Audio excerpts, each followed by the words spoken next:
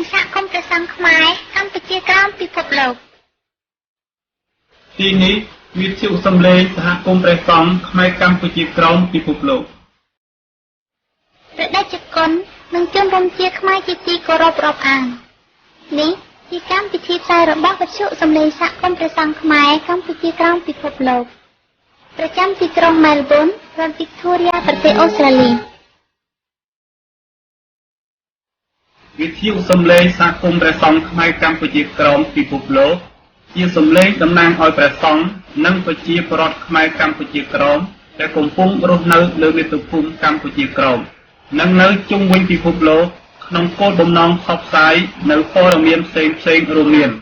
វប្បធម៌អក្សរសាស្ត្រប្រពៃណីទំនៀមទម្លាប់ប្រវត្តិសាស្ត្រភូមិសាស្ត្រពិសេសព្រះពុទ្ធសាសនាខ្មែរកម្ពុជាក្រោម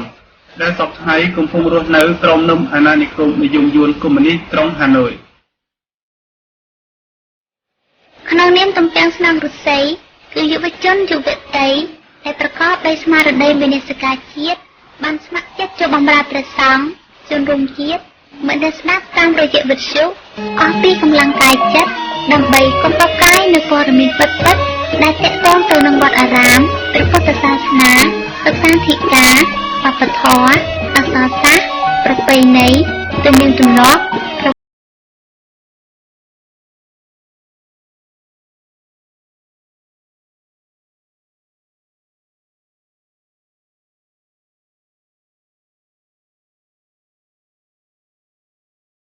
ស្ដាប់កម្មវិធីនេះបានតាមប្រព័ន្ធគេហទំព័រ www.uakkbmradio.org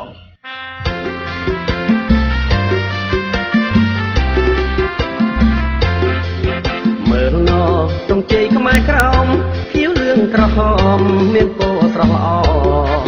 ប្រាប់ថាខ្មែរក្រោមងើបឈរប្រាប់ថាខ្មែរក្រោមងើបឈរយន្តភ័យវឹកវរក៏និយាយលេងចេញ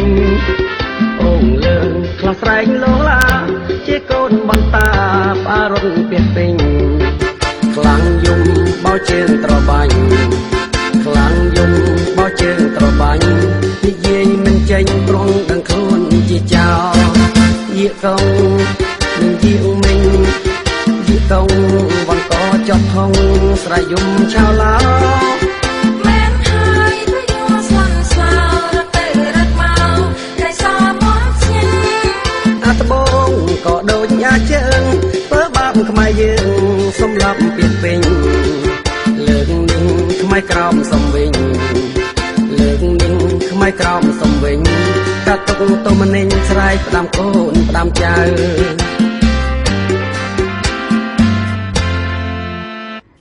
ចាសសួស្តីលោកអ្នកនាងមិត្តអ្នកស្ដាប់វិទ្យុសំឡេងសហគមន៍ព្រះសង្ឃខ្មែរកម្ពុជាក្រោមពិភពលោកជាទីគោរពរាប់អានថ្ងៃនេះនាងខ្ញុំយ៉ាញ់ដូម៉ានីសូមជូននៅកម្មវិធីផ្សាយរបស់វិទ្យុសំឡេងសហគមន៍ព្រះសង្ឃខ្មែរកម្ពុជាក្រោមពិភពលោកសម្រាប់ថ្ងៃសៅរ៍3រោចខែអាសត់ឆ្នាំមមីឆស័កពុទ្ធសករាជ2558ត្រូវនឹងថ្ងៃទី11ខែតុលាគ្រិស្តសករាជ2014លោកអ្នកនាងនឹងបានស្ដាប់ជាទីមេត្រីក្នុងកម្មផ្សាយរបស់យើងនៅថ្ងៃនេះលោកអ្នកនាងនឹងបានស្ដាប់ព័ត៌មានប្រចាំថ្ងៃលោកថៃសេដ្ឋាដាក់ពាក្យបណ្ដឹងទៅក្រសួងមហាផ្ទៃវែកមុខជនគម្រាមសម្រាប់លោកកឹមសុខាជំរុញឲ្យអ្នកនយោបាយត្រូវគិតគូរពីជនជាតិភាគតិច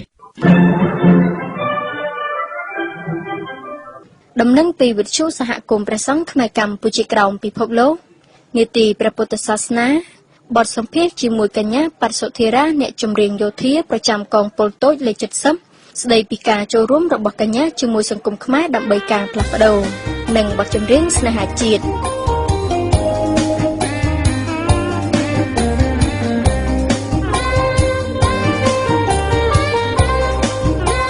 ចា៎ជាកិច្ចចាប់ផ្ដើមសូមអញ្ជើញលោកអ្នកនាងតាមដានស្ដាប់ព័ត៌មានប្រចាំថ្ងៃពាក្យបណ្ដឹងរបស់លោកថៃសេដ្ឋាប្រធានសហគមន៍ខ្មែរកម្ពុជាក្រោមបានដាក់ទៅកាន់ក្រសួងមហាផ្ទៃនៅប្រមាណជាម៉ោង 4 ល្ងាចនៅថ្ងៃសុក្រទី 10 ខែតុលាដោយបានភ្ជាប់ជាមួយភស្តុតាងមួយចំនួនដូចជាលេខទូរស័ព្ទសំឡេងរួមទាំងលិខិតសុំទោសមួយដែលបានបញ្ជាក់យ៉ាងគ្រប់គ្រាន់អំពីអត្តសញ្ញាណរបស់ជនសង្ស័យបើតាមលោកថៃសេដ្ឋាជនសង្ស័យដែលបានគម្រាមសម្លាប់លោកគឺជាជនជាតិយួនរស់នៅប្រទេសកាណាដាតែបានទូរស័ព្ទគម្រាមសម្លាប់លោកដោយសារតែលោកបានដឹកនាំប្រជាពលរដ្ឋ និងប្រសង់និងយុវជនដើម្បីធ្វើបាតុកម្មប្រឆាំងជាមួយយួននៅក្នុងសំណុំរឿងទឹកដីកម្ពុជាក្រោមរយៈពេល5ថ្ងៃចាប់ពីថ្ងៃទី4ដល់ថ្ងៃទី8តុលាកន្លងទៅបើតាមបាតុកម្មដែលបានឈានទៅដល់ការដុតទង់ជាតិរបស់ប្រទេសយួនផងដែរបើតាមលោកថៃសេដ្ឋាលោកបានស្គាល់អត្តសញ្ញាណរបស់ជនសង្ស័យនោះហើយក្រោយពីជនសង្ស័យបានសរសេរលិខិតសុំទោសមួយច្បាប់ផ្ញើមកកាន់លោកតាមរយៈសារអេឡិចត្រូនិកបុរសរូបនោះបានសុំទោសលោកថាការនិយាយរបស់គេនៅពេលនោះគឺដោយសារស្រវឹងមិនមែនជំងឺសរសៃប្រសាទទេប៉ុន្តែយ៉ាងណាក៏ដោយលោកថៃសេដ្ឋាបានបដិសេធមិនទទួលយកការសុំទោសនោះទេហើយលោកបានដាក់ពាក្យបណ្ដឹងជាផ្លូវការទៅកាន់រដ្ឋមន្ត្រីក្រសួងមហាផ្ទៃនៅល្ងាចថ្ងៃសុក្រដើម្បីឲ្យក្រសួងមហាផ្ទៃទប់ស្កាត់និងវែកមុខជនសង្ស័យដើម្បីកុំឲ្យមានការគំរាមកំហែងតទៅមុខទៀតបើតាមលោកថៃសេដ្ឋាកាលពីយប់ថ្ងៃទី6ខែតុលាជនសង្ស័យបានទូរស័ព្ទពី10ទៅ20ដងដែលបានប្រើប្រាស់ពាក្យគំរាមកំហែងសម្រាប់លោកជាភាសាយួននិងអង់គ្លេសក្នុងបំណងឲ្យលោកឈប់ដឹកនាំធ្វើបាតុកម្មប្រឆាំងជាមួយវៀតណាមបន្តទៀតនោះភ្លាមលោកថៃសេដ្ឋាក៏បានជូនដំណឹងទៅអាជ្ញាធរក្រសួងមហាផ្ទៃផងដែរហើយនៅព្រឹកថ្ងៃទី8ខែតុលាដែលជាថ្ងៃចុងក្រោយនៃបាតុកម្មរយៈពេល5ថ្ងៃរបស់លោកនោះជនសង្ស័យដដែលក៏បានបន្តហៅទូរស័ព្ទមកកាន់លោកជាថ្មីដែលប្រើពាក្យគំរាមសម្រាប់រូបលោកម្ដងទៀតខ្ញុំបាទលំភក្តីវិទ្យុសំឡេងសហគមន៍ព្រះសង្ឃខ្មែរកម្ពុជាក្រោមពិភពលោកអនុប្រធានសភានិងជាអនុប្រធានគណៈបក្សសង្គ្រោះជាតិបានថ្លែងថាគោលនយោបាយគណៈបក្សសង្គ្រោះជាតិយកចិត្តទុកដាក់ជនជាតិភាគតិចនៅកម្ពុជាពិសេសជនជាតិចាមដែលជាជនជាតិរងគ្រោះមួយនៅក្នុងរបបខ្មែរក្រហមលោកកឹមសុខាថ្លែងដូចនេះនៅក្នុងជំនួបជាលើកដំបូងរបស់លោកជាមួយតំណាងក្រុមប្រឹក្សាស្រុកនិងក្រុមប្រឹក្សាឃុំគណៈបក្សសង្គ្រោះជាតិមកពីខេត្តកំពង់ចាមនិងខេត្តត្បូងឃ្មុំនៅវិមានរដ្ឋសភានៅរុស្ស៊ីថ្ងៃទី10តុលា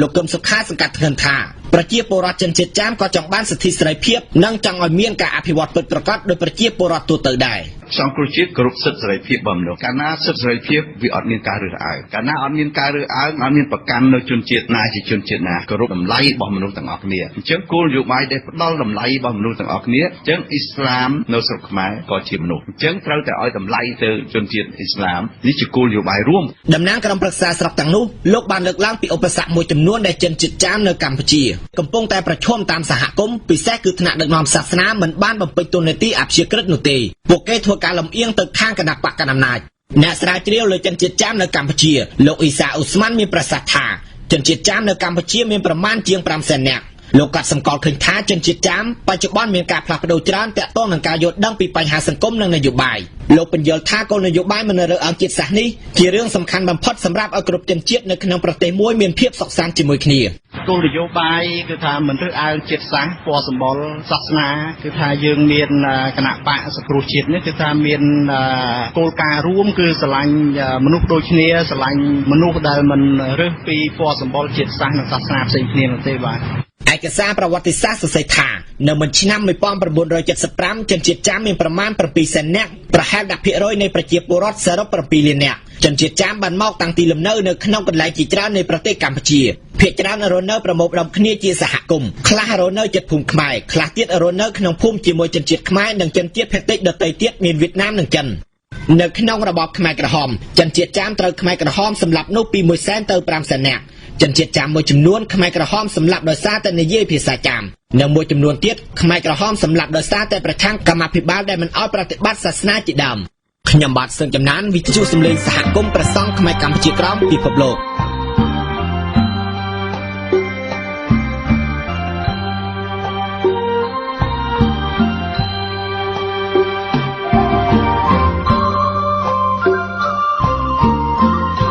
ចាខណៈនេះលោកអ្នកនាងកំពុងស្ដាប់នៅការផ្សាយរបស់វិទ្យុសំឡេងសហគមន៍ព្រះសង្ឃខ្មែរកម្ពុជាក្រោមពិភពលោក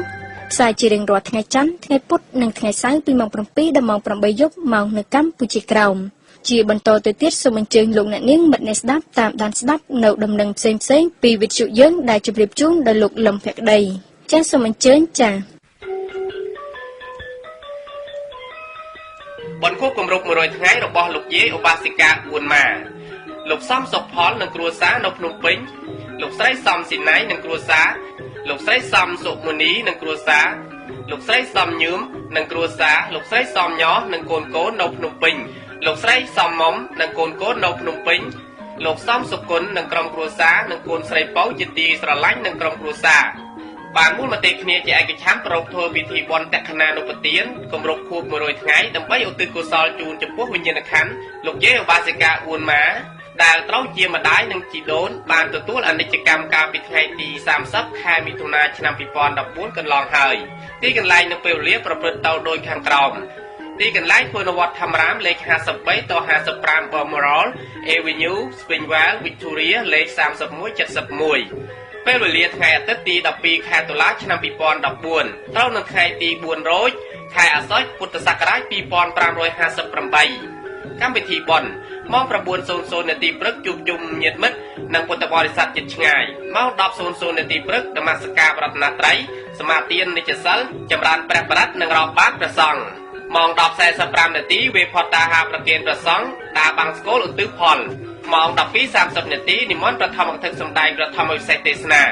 ម៉ោង 13:00 នាទីអញ្ជើញភ្ញៀវពិសាពុជនីយហាថ្ងៃត្រង់ជុំគ្នាជាកិច្ចបញ្ចប់កម្មវិធីបុណ្យអាស្រ័យដោយបានជម្រាបជូនខាងលើនេះនាងខ្ញុំបាទសូមគោរពអញ្ជើញលោកតាលោកយាយលោកស្រីនិងញាតិមិត្តជិតឆ្ងាយទាំងអស់មេត្តាមកចូលរួមជាភ្ញៀវកិត្តិយសនិងអនុមោទនាចាប់យកមហាពុញ្ញកុសលពីក្នុងកម្មវិធីបុណ្យនេះដោយបិតិសមណោះ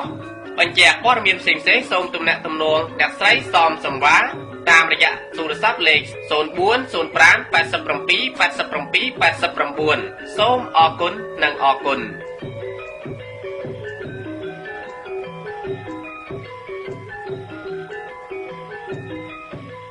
បុណ្យកឋិនទានសាមគ្គីពុទ្ធបរិស័ទនៅទីក្រុងមែលប៊ននឹងរៀបចំពិធីបុណ្យកឋិនទានសាមគ្គីដង្ហែទៅវេប្រគេនព្រះសង្ឃគង់ចាំព្រះវស្សានៅវត្តធម្មរាមអស់រយៈកាល3ខែកន្លងហើយតាមប្រពៃណីនៃព្រះពុទ្ធសាសនាទីកន្លែងធ្វើនៅវត្តធម្មរាមតំបន់ Springvale លេខ53ត55 Balmoral Avenue Springvale Victoria លេខ3171ពេលវេលាថ្ងៃអាទិត្យទី19ខែតុលាឆ្នាំ2014កម្មវិធីបុណ្យម៉ោង 9:00 នាទីព្រឹកជួបជុំញាតិមិត្តពុទ្ធបរិស័ទរៀបចំនមស្ការប្រាថ្នាត្រៃសមាទាននិច្ចសិលនិងរាប់បាតម៉ោង 10:30 នាទីវេផតតាហាប្រគេនព្រះសង្ឃម៉ោង 12:00 នាទីធម្មកថាសម្ដែងព្រះធម្មវិសេសទេសនាម៉ោង 12:30 នាទីញាតិមិត្តពុទ្ធបរិស័ទទទួលទានភោជនីយអាហារម៉ោង 13:30 នាទីវេអង្គកឋិនព្រមទាំងបរិក្ខារប្រគេនព្រះសង្ឃជាកិច្ចសម្រេចឆ្លងបុណ្យដូច្នេះអាត្មាភាពយើងខ្ញុំទាំងអស់គ្នាជាគណៈកម្មការវត្តសូមអញ្ជើញពុទ្ធបរិស័ទគ្រប់ជាន់ថ្នាក់ចូលរួមជាភ្ញៀវកិត្តិយសនិងអនុមោទនាទទួលយកមគ្គផលរៀងៗខ្លួនកុំបីអាក់ខានឡើយសូមបញ្ជាក់ប្រសិនបើញាតិមិត្តពុទ្ធបរិស័ទចង់កាន់ត្រៃនោះគណៈកម្មការវត្តយើងខ្ញុំនឹងរៀបចំជូនក្នុងមួយត្រៃតម្លៃ$200ហើយបច្ច័យទាំងអស់នេះសម្រាប់កសាងវត្តធម្មរាមព័ត៌មានផ្សេងៗសូមទំនាក់ទំនងវត្តធម្មរាមតាមទូរស័ព្ទលេខ0395 40 3374ធ្វើនៅវត្តធម្មរាមថ្ងៃទី13ខែកញ្ញាឆ្នាំ2014សហព័ន្ធខ្មែរកម្ពុជាក្រោមលិខិតនិមន្តនិងអញ្ជើញយើងខ្ញុំមានសេចក្តីសមណោះសូមនិមន្តនិងអញ្ជើញលោកស្រីគណៈកម្មាធិការនយោបាយតំណាងទទួលខុសត្រូវគ្រប់ស្ថាប័នប្រធានទ្វីបប្រទេសរដ្ឋនិងស្រុកជុំវិញពិភពលោកនិមន្តអញ្ជើញចូលរួមប្រជុំប្រចាំឆ្នាំចាប់ពីថ្ងៃទី11ដល់ថ្ងៃទី14ខែធ្នូឆ្នាំ2014នៅវត្តខ្មែរក្រោមនាទីក្រុងឡុងបិចរដ្ឋកាលីហ្វ័រញ៉ាសហរដ្ឋអាមេរិកសន្និបាតនឹងត្រូវទំនប់បំរុងនិងរៀបចំដោយសាខាសហព័ន្ធរដ្ឋកាលីហ្វ័រញ៉ាភាគខាងត្បូងនិងសមាគមខ្មែរក្រោមក្រុងឡុងបិចសន្និបាតនឹងត្រូវចែកជាវគ្គនិងក្រុមដើម្បីផ្ដល់ឱកាសឲ្យតំណាងនីមួយៗបានពិគ្រោះលើចំណុចសំខាន់ៗក្នុងផែនការដំណើរឆ្ពោះទៅកាន់មាតុភូមិយោងតាមច្បាប់សិទ្ធិមនុស្សតាមការយល់ដឹងនិងតាមបទពិសោធន៍ជាតិនិងអន្តរជាតិកម្មវិធីពិស្ដារនៃសន្និបាតនឹងត្រូវជម្រាបជូននាពេលក្រោយមុនសន្និបាតអាស្រ័យហេតុនេះសូមព្រះដេចព្រះគុណលោកស្រីយុវជនយុវតីមេត្តាតាក់ទងតាមលេខទូរស័ព្ទ1លោកប្រាក់សេរីវុឌ្ឍលេខទូរស័ព្ទ562 209 17និង90 2លោកថាច់ចនលេខទូរស័ព្ទ714 273 14និង32 3លោកដាញ់ខុនលេខទូរស័ព្ទ562 276 54និង04 4ព្រះភិក្ខុសឿនយើងរតនាលេខទូរស័ព្ទ408 550 50និង60សូមអរព្រះគុណនិងអរគុណធ្វើនៅកាណាដាថ្ងៃទី25ខែសីហាឆ្នាំ2014ហត្ថលេខានឹងត្រាលោកថាច់ងប់ថាច់ប្រធានប្រតិបត្តិសហព័ន្ធខ្មែរកម្ពុជាក្រោមព្រះតេជគុណជួបរួមជាតិខ្មែរជាទីគោរពរាប់អានគណៈនេះ ជនរួមជាតិកំពុងតែស្ដាប់ការផ្សាយរបស់វិទ្យុសំឡេងសហគមន៍ព្រះសង្ឃខ្មែរកម្ពុជាក្រោមពិភពលោកដែលផ្សាយចេញពីមាតុភូមិកម្ពុជាក្រោមតាមប្រព័ន្ធគេហទំព័រ www.uakkbmradio.org ចាសសម្រាប់នាទីព្រះពុទ្ធសាសនានៅថ្ងៃនេះវិទ្យុយើងសូមលើកយកនូវពុទ្ធដីការបស់ព្រះដេចព្រះគុណធម្មរគិតោមហាលីពៅព្រះសង្ឃនាយកនៃសហគមន៍ព្រះសង្ឃខ្មែរកម្ពុជាក្រោមពិភពលោកនិងជាព្រះចាស់អធិការវត្តធម្មរាមទីក្រុងមែលប៊នប្រទេសអូស្ត្រាលីព្រះអង្គនឹងលើកយកអំពីសេនាសនៈទានមកសម្ដែងជូនមិត្តអ្នកស្ដាប់យើងដូចតទៅ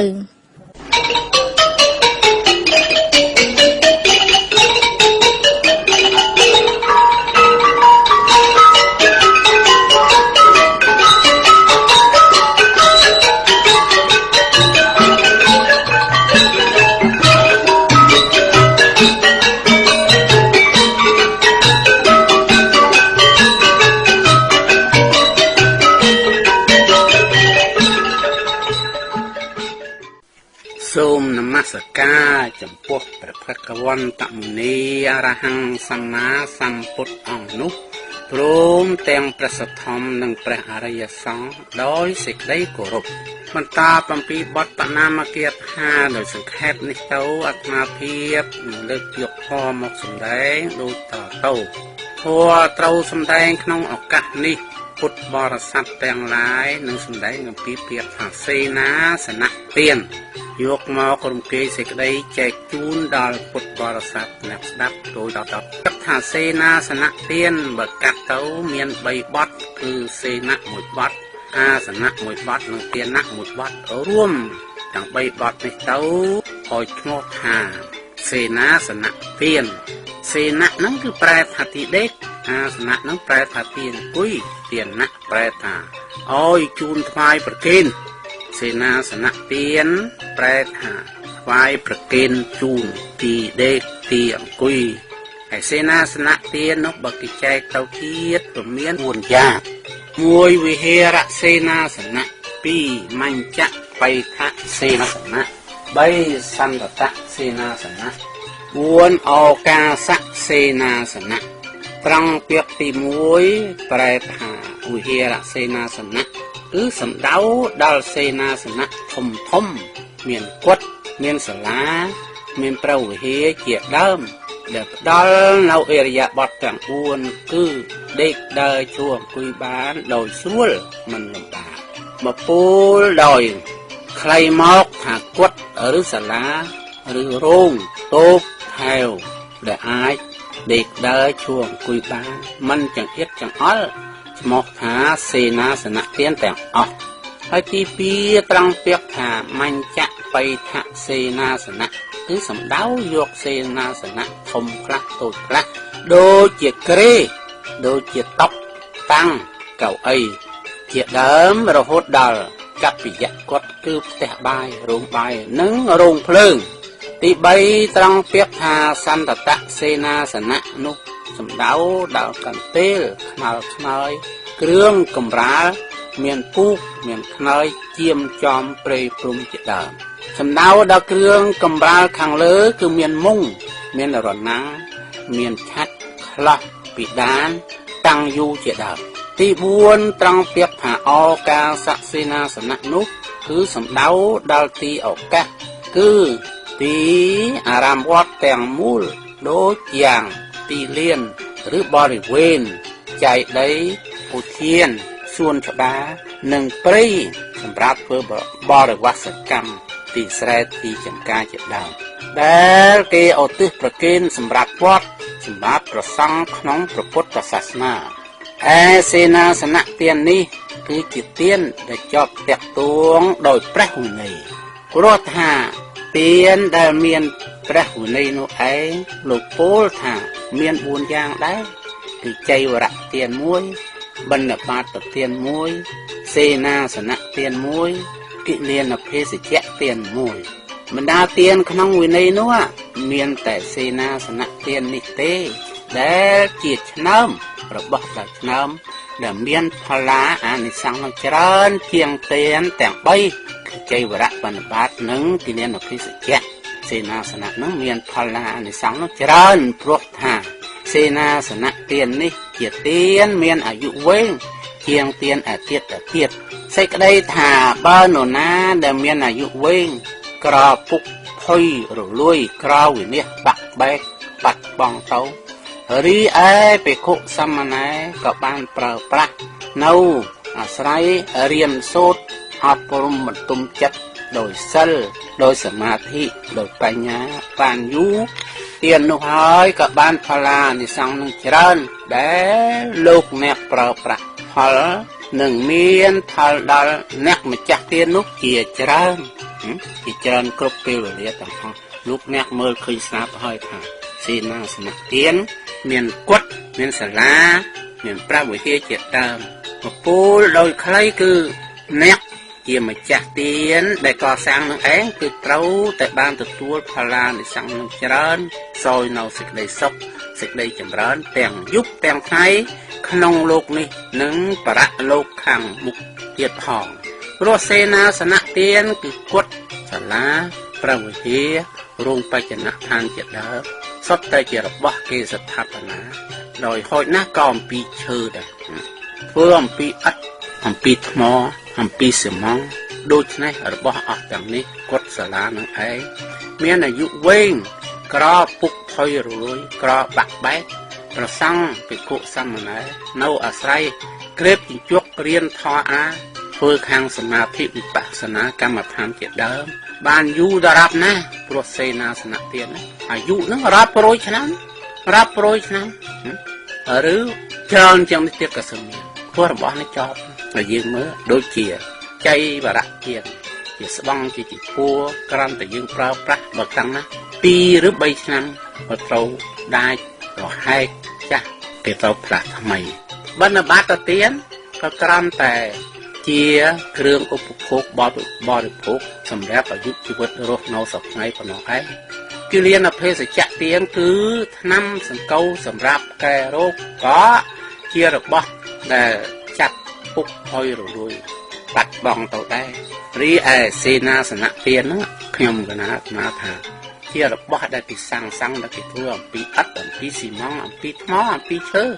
រស់នៅរាប់រយឆ្នាំឬជាង100ឆ្នាំទៀតកន្លែងហ្នឹងហើយយើងបានប្រើប្រាស់រៀងរាល់ថ្ងៃយ៉ាងណាគឺអានិសង្ឃរបស់សេនាសនៈទានហ្នឹងមានច្រើនបានជាអាត្មាណាខំប្រឹងរៀបរាប់អំពីអានិសង្ឃនៃសេនាសនៈទានព្រោះនៅក្នុងប្រទេសអូស្ត្រាលីមានច្រើនវត្តណាស់ដែលគេខំប្រឹងសន្សំបច្ច័យកសាងគុតសាលាព្រះវិហារសម្រាប់ក្នុងព្រះពុទ្ធសាសនាដូច្នេះវាសំដូចជាពុទ្ធភាសិតដែលមាននៅក្នុងគម្ពីរសង្យុត្តនិកាយ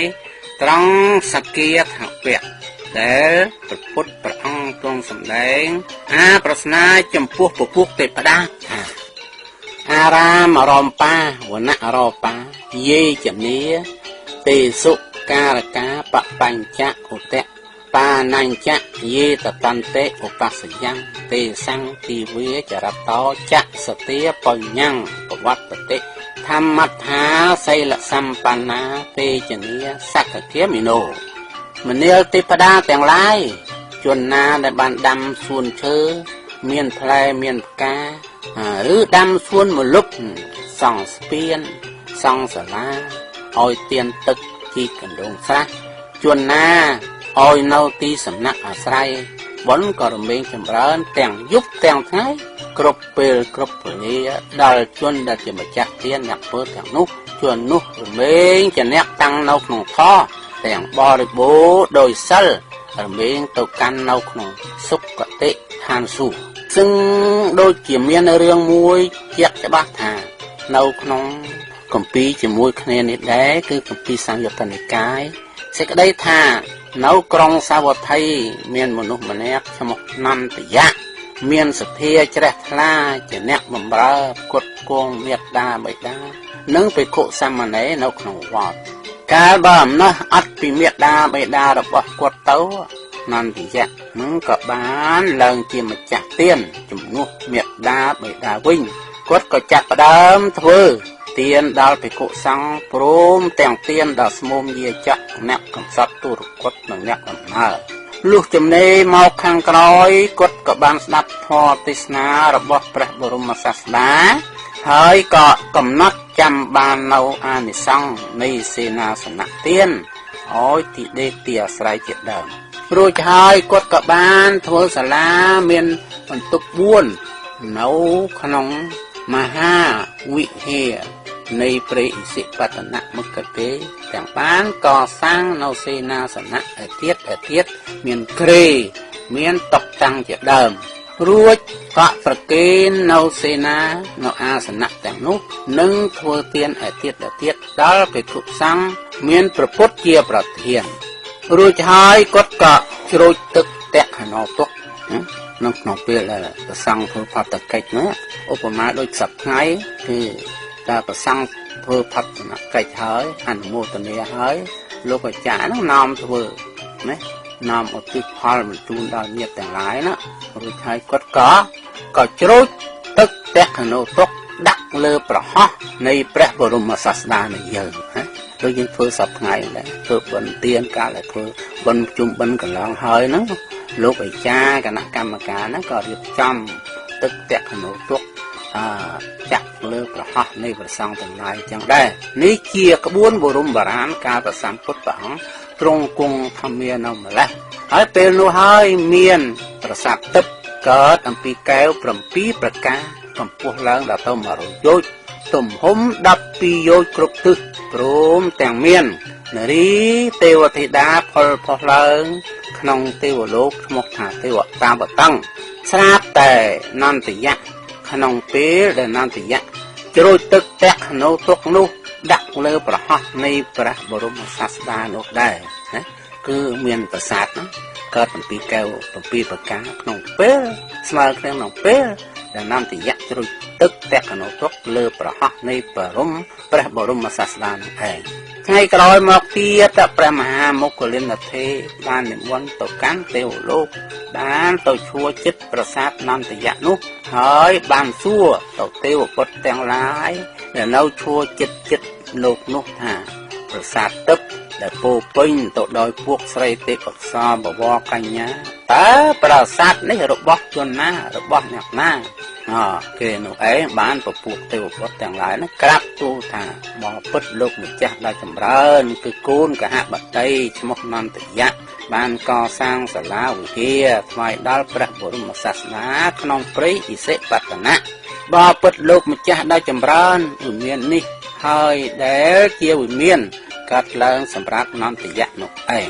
ចំណែកខាងអស្រីទេពអក្សរបវរកញ្ញាកាលបានឃើញព្រះមហាមុគលានដូច្នោះហើយក៏នាំគ្នាចុះមកអំពីប្រាសាទហើយផ្ដាំទៅផ្ដាំតាមព្រះមហាមុគលានផ្ដាំតាមព្រះមហាមុគលានថាបបិទ្ធលោកម្ចាស់ដ៏ចម្រើនយើងខ្ញុំទាំងឡាយកើតក្នុងទីនេះគឺជាអ្នកកើតសម្រាប់បម្រើនន្តយៈតែយើងខ្ញុំទាំងឡាយមិនបានឃើញនន្តយៈនៅក្នុងទីនេះសោះកាលបើយើងខ្ញុំទាំងឡាយមិនបានឃើញនន្តយៈនោះហើយរមែងមានសេចក្តីអបសុខយ៉ាងក្រៃពេកហេតុដូច្នេះសូមលោកម្ចាស់និមន្តត្រឡប់ទៅវិញប្រាប់នន្តយៈថាឲ្យគាត់លះបង់មនុស្សសម្បត្តិហើយមកកាន់យកនៅទុកសម្បត្តិដូចជាការទម្លាយនៅភេជ្ជៈដីហើយមកកាន់យកនៅភេជ្ជៈមាសទៅវិញគឺថាសូមឲ្យគាត់នឹងអញ្ជើញមកកើតក្នុងទីនេះឯងលុះពធរៈនិមន្តត្រឡប់ពីឋានសួគ៌មកក៏បានចូលទៅថ្វាយបង្គំព្រះបរមសាស្តាថាបបិទ្ធព្រះអង្គដ៏ចម្រើនចុះមានជនណាដែលបានធ្វើអំពើល្អមានកសាងកុដិសាលាព្រះវិហារជាដើមតែជននោះរស់នៅក្នុងមនុស្សលោកនៅឡើយតើមានសម្បត្តិផលផុសឡើងរងចាំអ្នកនោះក្នុងទេវលោកដែរឬទេបានព្រះសម្មាសម្ពុទ្ធព្រះអង្គឡន់ប្រអស់ព្រះអង្គឡន់ប្រអស់ឡើងថាកាយរឿងនេះក្រែងបាមុគលានឯងបានទៅឃើញសម្បត្តិទឹកផលផុសឡើងក្នុងឋានសួគ៌រងចាំនន្តយៈដោយខ្លួនឯងទាំងបានសួរបញ្ជាក់ពពួកទេវបុត្រទាំងឡាយនឹងបានទទួលបណ្ដាំរបស់ពពួកទេវតាទៀតផងមិនដូចនោះឬទេចាំបាច់ប៉ាឯងមកសួរតថាគតធ្វើអ្វីទៀត ជ័យនោះព្រះមហាមុខលានក៏ទទួលបបពុតព្រះអង្គដល់ចម្រើននៅរឿងនេះពុទ្ធប្រកាសចឹងមែនតពីនោះទៅព្រះអង្គទ្រង់សម្ដែងថាបុណ្យរមែងរងចាំបុណ្យដោយរីករាយនៅអ្នកដែលមានបុណ្យដែលបានធ្វើទុកហើយដូចជាញាតិមិត្តរមែងរងចាំទទួលដោយរីករាយនៅញាតិដែលត្រូវជាកូនជាចៅជាបងជាប្អូនដែលប្រត់ប្រាស់គ្នាទៅអស់កាលដែលយូរដូច្នេះសាធវោពុទ្ធបរិស័ទអស់លោកអ្នកត្រូវការសម្បត្តិឋានសួគ៌អាត្មាភាពនឹងលើកយកមកសម្ដែងអំពីសេនាសនៈទានតែប៉ុណ្ណេះក៏ទ្រង់បន្លាយសេចក្តីថែមទៀតថាមិនត្រឹមតែប៉ុណ្ណោះទេក្នុងបច្ចុប្បន្នមានវត្តប្រសង់មួយមានអាសយដ្ឋានលេខ53ទៅ55គឺវត្តធម្មរាមនៅផ្លូវបាល់មរលMU សង្វែលណាកំពុងតែមានគំនិតកសាងសេនាសនៈទានប៉ុន្តែកសាងសេនាសនៈទាននោះគឺនៅខ្វះបច្ច័យជាវដីមួយប្លង់ទៀតព្រោះមួយប្លង់53មួយប្លង់ទៀត55គឺគណៈកម្មការប្រសង់បានសងដីនោះឲ្យស្រេចដាច់អស់ហើយនៅតែប្លង់មួយទៀតប្លង់57នៅជាប់គ្នាដូច្នេះដីនេះវាល្អណាស់53 55 57ឥឡូវគោលបំណងរបស់គណៈកម្មការនិងប្រសង់នឹងចង់បានដីមួយប្លង់នឹងទៅទឹង16ម៉ែត្របណ្ដោយ45ម៉ែត្រប៉ុន្តែគណៈកម្មការលោកអាចារ្យនឹងគិតថាឲ្យតម្លៃថាក្នុង1ម៉ែត្រការ៉េនឹងតម្លៃ$500អូស្ត្រាលី1ម៉ែត្រការ៉េតម្លៃ$500អូស្ត្រាលីសម្រាប់ទិញដីមួយប្លង់ទៀតដែលមានបណ្ដោយ45ទៅទឹង16ម៉ែត្រនឹងឯងដូច្នេះគណៈកម្មការលោកអាចារ្យប្រសង់មានគោលបំណងនឹងសាងសង់សេនាសនៈទានហើយនឹងពង្រីកដីឲ្យធំឡើងដើម្បីលំមនឹងធ្វើវត្តអារាមជាទីសក្ការៈរបស់ប្រសង់និងពុទ្ធបរិស័ទទូទៅដែលជាអ្នកកាន់ពុទ្ធសាសនាហើយវត្តនេះជាវត្តមួយនៅជិតសាសង្វែលក៏ជាជនជាតិអ្នកកាន់ពុទ្ធសាសនាខាងអាស៊ីនឹងច្រើនដូច្នេះគឺគណៈកម្មការលោកអាចារ្យនឹងសម្បវរណាសទ្ធាទឹកចិត្តរបស់ប្រជាពុទ្ធបរិស័ទនឹងគឺមេត្តាជួយម្នាក់មកការ៉េដីជួយម្នាក់មកការ៉េដីណាមួយការ៉េហ្នឹងវាថ្លៃ$500អូស្ត្រាលីនឹងឯងដើម្បីកសាងសេនាសនៈធ្វើសាលាឧបដ្ឋានឬមួយក៏កសាងព្រះវិហារដូចជាពុទ្ធបរិស័ទចង់បានមានពុទ្ធបរិស័ទមួយចំនួនក៏បានលះបង់តាមសទ្ធាជ្រះថ្លាតាមលោកអាចារ្យនិងគណៈកម្មការប្រកាសជជែក1ម៉ែត្រការ៉េនេះ$500អូស្ត្រាលីចឹងមែនបានច្រើនជាងនោះទៅហើយប៉ុន្តែនៅខ្វះច្រើនចង់ទិញដីនោះព្រាមដើម្បីសម្រាប់កសាងនៅឧបដ្ឋានសាលាឬកសាងនៅប្រវត្តិថ្ងៃក្រោយលោកអ្នកនឹងដឹងនឹងឃើញថាវត្តនេះក៏ជាវត្តមួយសម្រាប់ទេសចរពោះនៅចិត្តសាសង្វែលណាអញ្ចឹងលោកអ្នកគណៈកម្មការអាចារ្យសូមបវរណាលោកអ្នកឲ្យជួយធ្វើម៉េចដូចជាឧទាហរណ៍ដូចជាមួយប្លង់លេខ55នោះគឺថាប្រសង់គណៈកម្មការខំប្រឹងរកលុយតែ5ឆ្នាំកន្លះដែរថាតម្លៃ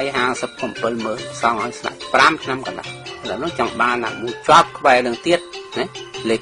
53 55និងលេខ57កម្ររកបានដី3ប្លង់ជាប់គ្នាណាអញ្ចឹងថ្លៃបន្តិចបន្តួចក៏យើងលោកអាចារ្យនិងគណៈកម្មការថាមិនបាច់ទៅណាទេយើងត្រូវបដិញ្ញាថាយកកន្លែងណាយកកន្លែងទៀតយើងរុះរបងទៅយើងឃើញតាវត្តទីធ្លារបស់វត្តយើងធំទូលំទូលាយអាចធ្វើកសាងនៅថាវរៈវត្ថុផ្សេងបានអាចធ្វើជាកន្លែងចំណតតានបានទៀតផងដូច្នេះការសម្ដែងធម៌ទេសនាអំពីពាក្យថាសេនាសនៈក៏សន្មតបញ្ចប់ហើយបវរណាទៀតទៅលើប្រតិទឹកចិត្តរបស់ប្រជាពុទ្ធបរិស័ទជួយធ្វើម៉េចជាវដីឲ្យបានមួយប្លង់លេខ57ទៀតសម្រាប់កសាងនៅវត្តធម្មរាមនឹងឯងហើយការសម្ដែងធម៌ក៏សន្មតបញ្ចប់តែត្រឹមនេះសូមប្រសិទ្ធពរជ័យសិរីមង្គលមហាប្រសើរចេតជូនទៅដល់ពុទ្ធបរិស័ទដែលជាអ្នកមានសទ្ធាជ្រះថ្លាជួយកសាងវត្តធម្មរាម នៅក្បែរផ្សារសង្វែលនេះក៏សូមឲ្យលោកអ្នកបានភពប្រស័ព្ទជួបប្រទះតែសេចក្តីសុខចម្រើនកើនអាយុវែងយឺនយូររកស៊ីមានបានកើតការវិលគុំតិចប្រជុំដូចទឹកអំបំពុះខ្ចី ជនរួមជាតិខ្មែរជាទីគោរពរាប់អានខណៈនេះជនរួមជាតិកំពុងស្ដាប់ការផ្សាយរបស់វិទ្យុសំឡេងសហគមន៍ព្រះសង្ឃខ្មែរកម្ពុជាក្រោមពិភពលោកដែលផ្សាយចេញពីមាតុភូមិកម្ពុជាក្រោមតាមរយៈប្រព័ន្ធគេហទំព័រ www.uakkem.radio.org ចាំមុននឹងបញ្ចប់ការផ្សាយនៅថ្ងៃនេះសូមអញ្ជើញលោកអ្នកនាងតាមដានស្ដាប់នៅបទសម្ភាសន៍រវាងលោកជ័យសំណាងមន្ត្រីព័ត៌មាននិងឃោសនា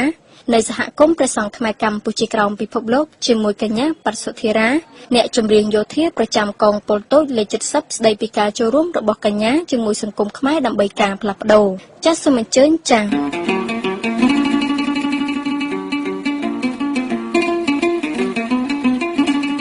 ជំរាបសួរលោកអ្នកស្ដាប់វិទ្យុសំឡេងសហគមន៍ព្រះសង្ឃខ្មែរកម្ពុជាក្រោមពិភពលោកជាទីស្រឡាញ់រាប់អាន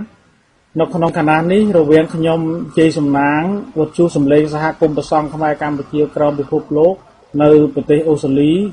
តាមប្រព័ន្ធ Skype នាំឲ្យលោកអ្នកស្ដាប់វិទ្យុរបស់យើងទៅជួបជាមួយនឹងកញ្ញាដ៏ក្លាហានហើយដ៏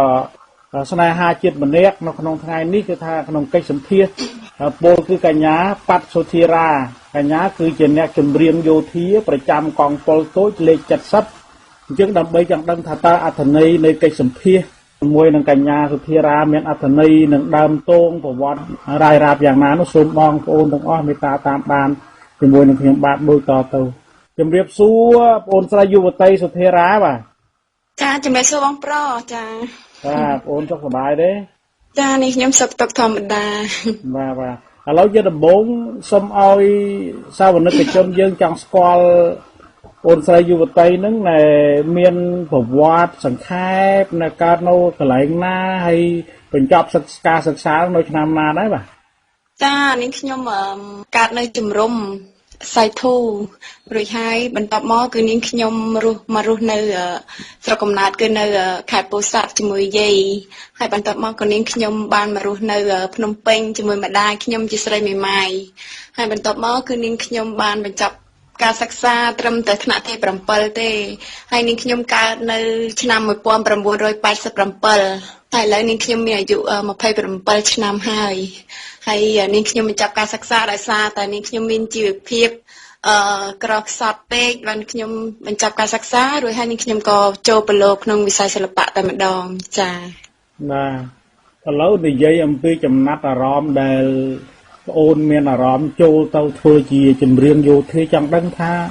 ហេតុយ៉ាងម៉េចអ្នកណាជាអ្នកជំរុញឬក៏ទឹកចិត្តខ្លួនយើងស្រឡាញ់យ៉ាងម៉េចពេញចិត្តយ៉ាងម៉េចដល់ទៅស្ម័គ្រចិត្តចូលធ្វើជាអ្នកចម្រៀងយោធា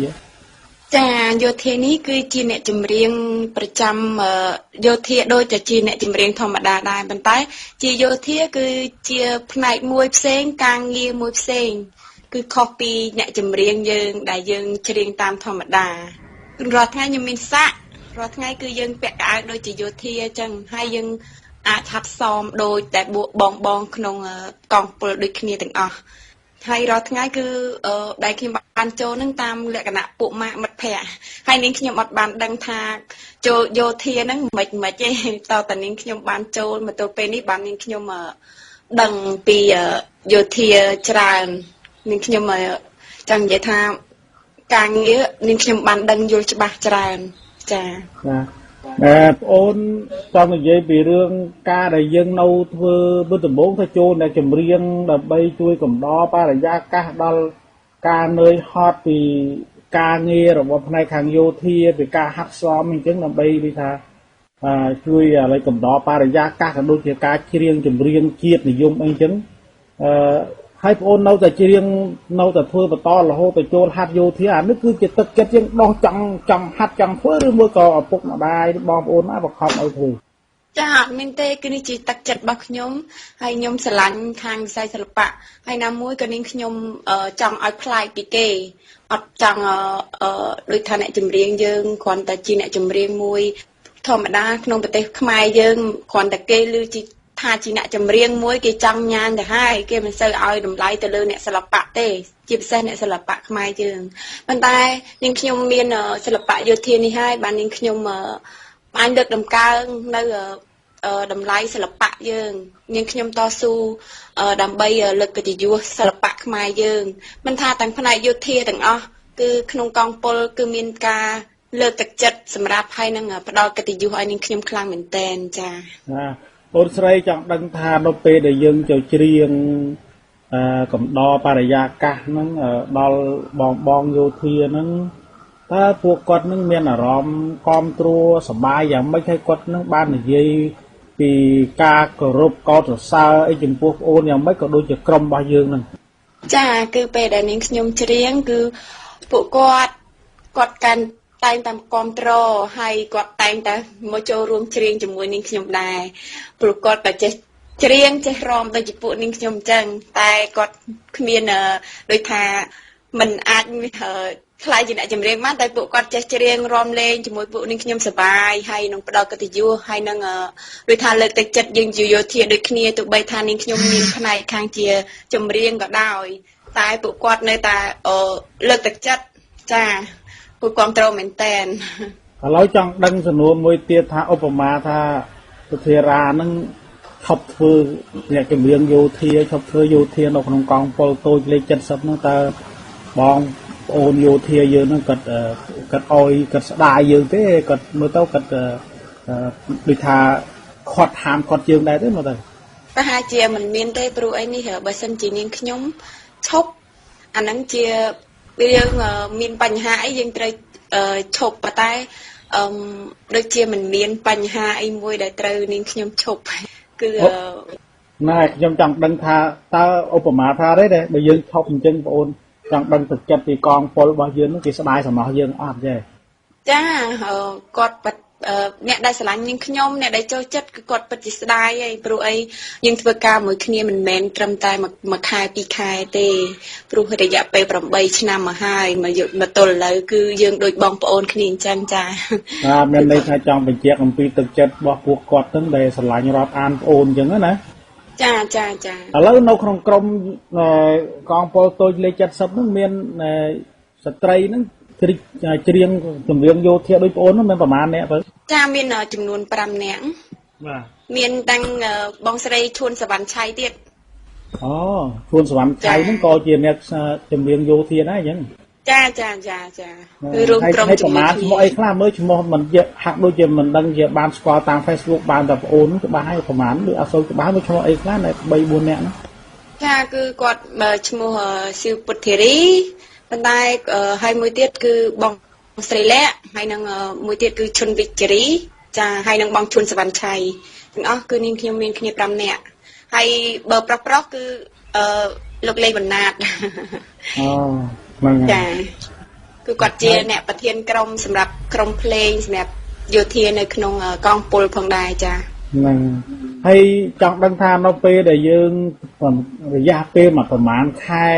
បានយើងទៅច្រៀងម្ដងដូចថាកំដរបរិយាកាសពួកគាត់តាមនៃទម្លាប់របស់យើង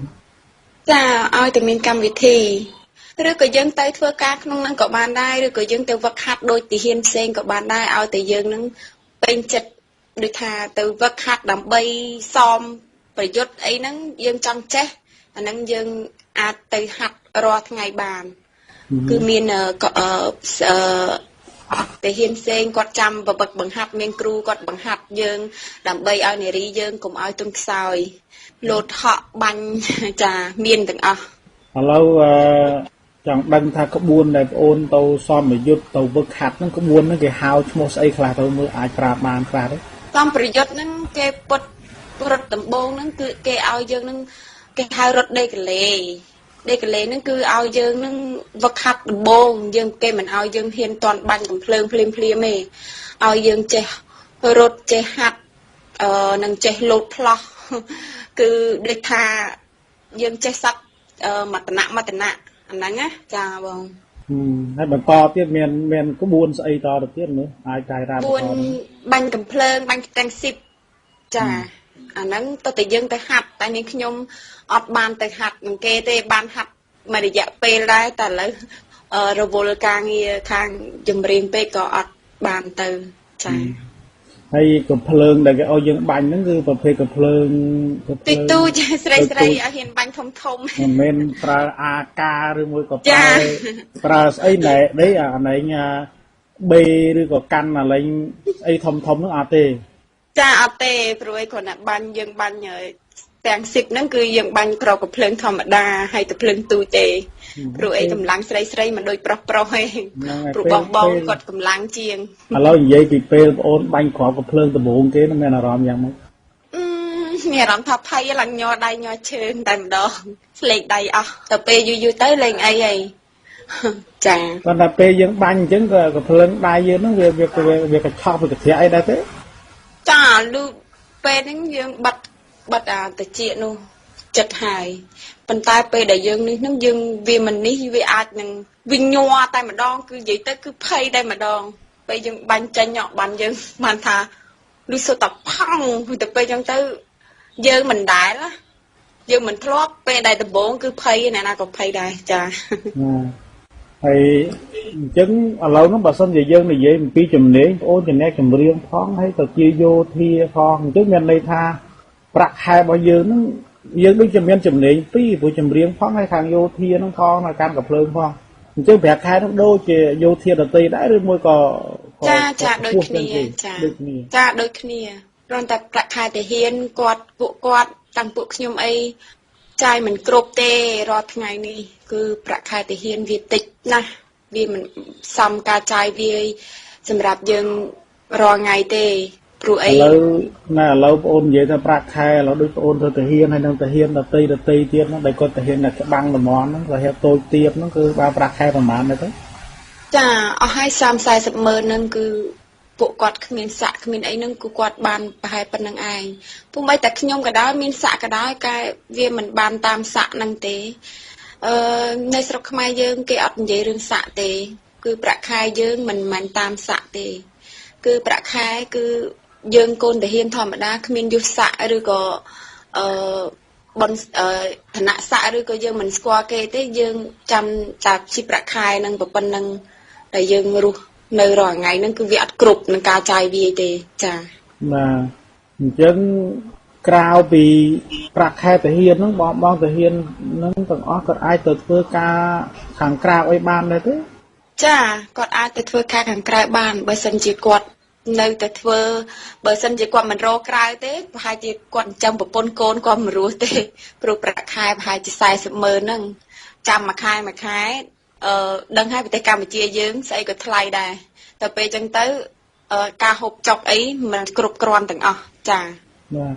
ណែបងអូនបើយើងនិយាយអំពីរឿងប្រាក់ខែហ្នឹងសម្រាប់អ្នកដែលមានកូនចៅគ្រួសារដូចថាវាអត់គ្រាន់ទេសូម្បីតែម្នាក់ទៀតហ្នឹង40ម៉ឺនដូចជាមិនគ្រាន់ផងយ៉ាងម៉េចដែរចានាងខ្ញុំមិនគ្រាន់ទេព្រោះនាងខ្ញុំបាននាងខ្ញុំចេះច្រៀងហើយនាងខ្ញុំទៅច្រៀងតាមកម្មវិធីនានាទៅគឺនាងខ្ញុំអាចបន្តជីវភាពរបស់នាងខ្ញុំបានចាហើយអញ្ចឹងមានន័យថាចំពោះអ្នកដែលមានកូនចៅក្រុមគ្រួសារហ្នឹងគឺថាបងអូនកូនទាហានហ្នឹងក៏ពិបាកមែនទេអញ្ចឹងចាហើយជាពិសេសបងគាត់នៅខាងកាន់ព្រំដែនគឺគាត់ពិបាកខ្លាំងណាស់បើនៅកាន់នៅខាងភ្នំពេញយើងសម្រាប់តាយាមហ្នឹងគឺគាត់អត់សូវពិបាកទេប៉ុន្តែ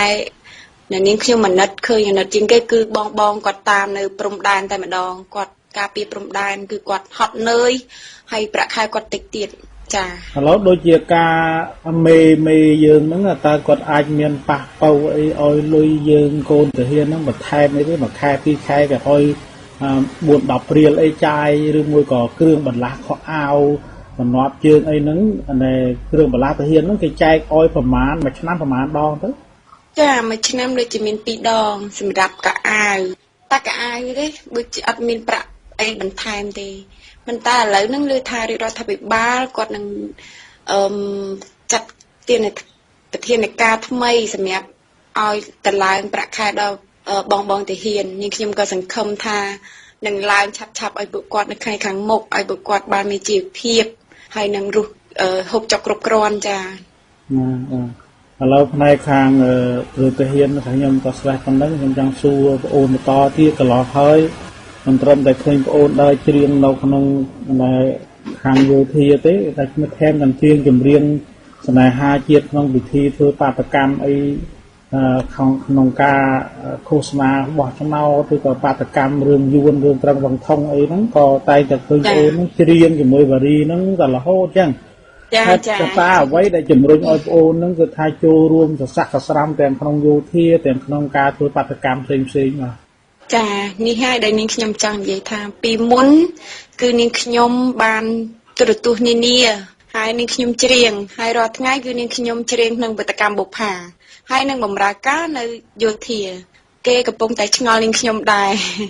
ចឹងហើយបានខ្ញុំបកស្រាយទៅវិញថាឥឡូវទូរទស្សន៍គេលែងឲ្យនាងខ្ញុំច្រៀងហើយគេបានបិទអាជីពនាងខ្ញុំដោយសារតែនាងខ្ញុំចូលមកច្រៀងឲ្យខាងសង្គមខ្មែរយើងក៏ដូចជាច្រៀងឲ្យសង្គ្រោះជាតិតែម្ដងគឺនាងខ្ញុំអាចចង់និយាយថាគឺនាងខ្ញុំស្រឡាញ់និយាយទៅនាងខ្ញុំគ្មានអីជួយខ្មែរទេគឺមានតែបទចម្រៀងហើយនាងខ្ញុំច្រៀងទៅដើម្បីឲ្យខ្មែរយើងចេះសាមគ្គីក្រោកឈរឡើងទាំងអស់គ្នាគឺនាងខ្ញុំស្រឡាញ់ខ្លាំងណាស់ទោះបីនាងខ្ញុំបាត់បង់អាជីពក៏ដោយគេមិនហៅនាងខ្ញុំក៏ដោយក៏នាងខ្ញុំនៅតែបន្តសកម្មភាពរបស់នាងខ្ញុំដើម្បីច្រៀងជួយសង្គមជាតិរបស់នាងខ្ញុំចាណែបើសិនជាយើងនិយាយឲ្យវាទូលាយដូចថាគណៈបកណាក៏តែខ្មែរដែរដើម្បីប្រទេសជាតិខ្មែរដើម្បីតែជាតិខ្មែរដូចគ្នាហើយវាមានភាពសម្បូរបែបទៅហើយខាងគណៈបកប្រជាជនទាំងវិទ្យុទូរទស្សន៍ទាំងអ្នកចម្រៀងហ្នឹងរាប់មិនអស់ទេដូច្នេះហើយមាន3-4 នាក់ឯនៅខាងសង្គ្រោះជាតិដែលជាបកទី1ទី2នៅក្នុងរដ្ឋាភិបាលហ្នឹងវាបកប្រឆាំងហ្នឹងវាក៏មិនទៅតោះខុសអីទេព្រោះដើម្បីតែជាតិខ្មែរដូចគ្នាឥឡូវចង់ដឹងថាអត្ថន័យដែលប្អូនច្រៀងចម្រៀងទូទៅនោះភាគច្រើនជាចម្រៀងដែលដាស់តឿនកូនចៅយើងឲ្យចូលរួមក្នុងសង្គមឲ្យស្រឡាញ់ជាតិឲ្យអីអញ្ចឹងឬមួយក៏ចម្រៀងហ្នឹងជាមនោសញ្ចេតនាស្នេហាចាគឺបាត់សង្គមជាតិដែលឆ្លោះបញ្ចាំងពីគេធ្វើបាបប្រជារាស្ត្រខ្មែរយើងគេពេលខ្លះគេបង្គោលព្រំដែនខ្មែរយើងយួនដែលតាក់ទងឲ្យមករស់នៅលើដីខ្មែរយើងហើយនិយាយទៅបទជាច្រើនគឺអត់មានបទស្នេហាទេគឺភាគច្រើនគឺបទដែលឆ្លោះបញ្ចាំងពីសង្គមខ្មែរយើងពិតតែម្ដងចាបាទហើយអ្វីដែលប្អូនចូលរួមនៅក្នុងការធ្វើបាតកម្មកន្លងហើយហ្នឹងយើងមានការមិនពេញចិត្តយ៉ាងម៉េចចំពោះណែសម្ដីអ្នកនាំពាក្យលោកត្រឹងវងថងអ្នកនាំពាក្យទូតយួនហ្នឹងនិយាយទៅថាខ្មែរកម្ពុជាក្រោមហ្នឹងជាទឹកដីរបស់យួនយូរលង់ណាស់មកហើយបារាំងមិនបានកាត់ដីឲ្យយួនឆ្នាំ49ទេអញ្ចឹងមិនពេញចិត្តដល់រឿងហ្នឹងបានប្អូននៅគ្នាទៅធ្វើបាតកម្មទៅច្រៀងអញ្ចឹងណាចានាងខ្ញុំមិនពេញចិត្តខ្លាំងណាស់ហើយនាងខ្ញុំត្រូវចូលរួមជាដាច់ខាតព្រោះអីនាងខ្ញុំខ្លាចកូនខ្មែរទាំងអស់ភ្លេចខ្លួនហើយឲ្យយួនដែលគាត់ចង់ធ្វើអីតាមសេរីចិត្តរបស់គាត់ជាពិសេសគឺគាត់បានមើលងាយគាត់បាន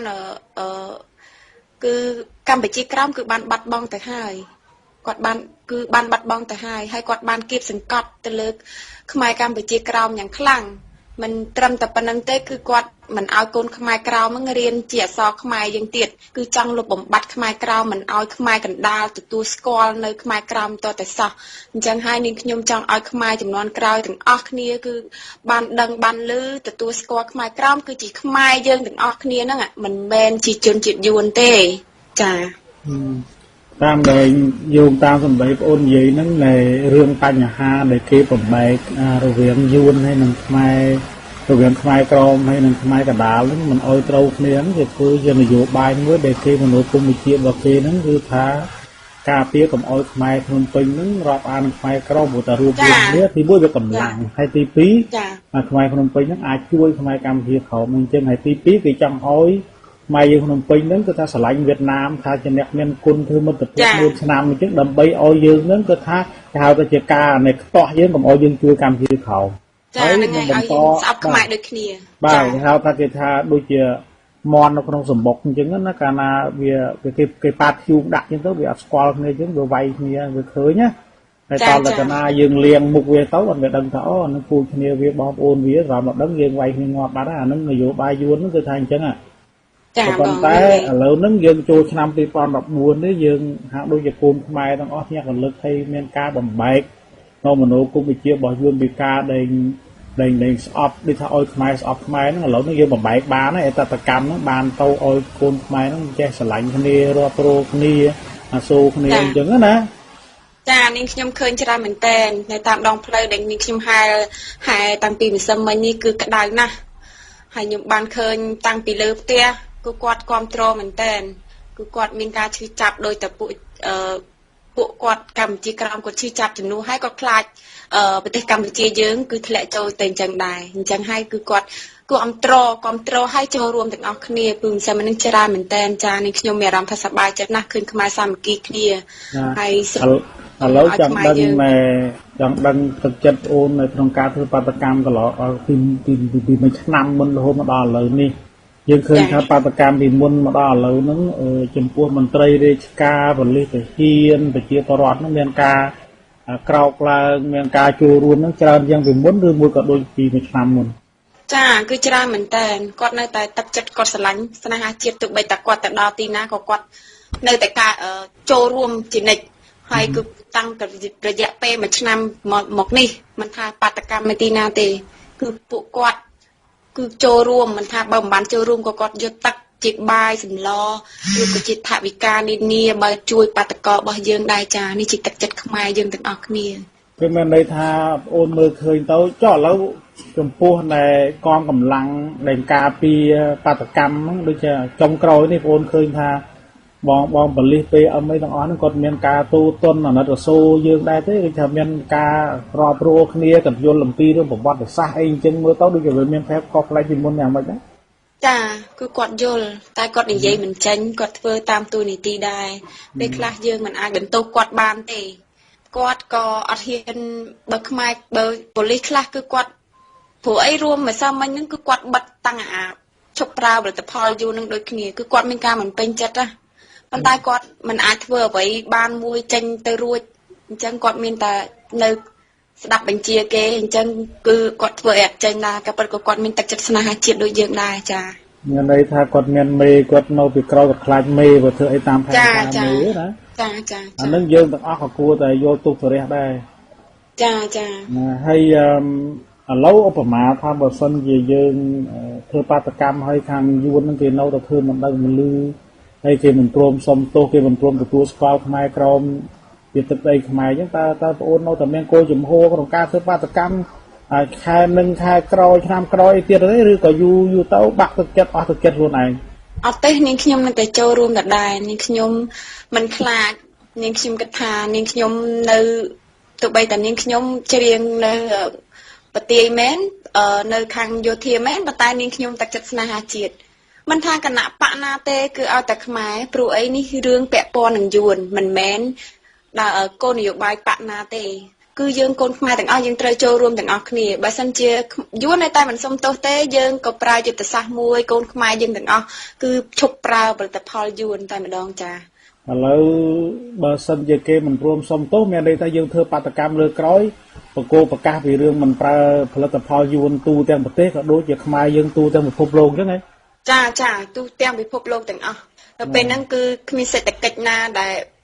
យួនវាអត់មានសេដ្ឋកិច្ចមកខ្មែរយើងទៀតបើយើងប្រើឈប់ប្រើផលិតផលចាឥឡូវយើងចង់ដឹងថាប្រជាពលរដ្ឋយើងហ្នឹងការនឹងឃោសនាមកដល់ឥឡូវហ្នឹងប្រហែលខែមកដែរតើមានឃើញតំណែងយួនចូលមកឲ្យការលុកដូរហាងយួនអីចឹងតើមានភាពបលែងគេហៅថាប្រែប្រួលខុសពីមុនយ៉ាងម៉េចដែរចំពោះទីផ្សារតំណែងយួនហាងយួនអីចឹងបងចាគឺខុសគ្នាទាំងអស់សូម្បីតាអត់មានខ្មែរណាគឺមានភាគដូចថាមាន10នាក់អញ្ចឹងគឺមានតែម្នាក់2នាក់ឯងគឺខ្មែរយើងសាមគ្គីគ្នាខ្មែរដឹងហើយណាមួយគឺខ្មែរយើងមានប្រព័ន្ធ Facebook ដែលអាចដឹងព័ត៌មានពេលដែល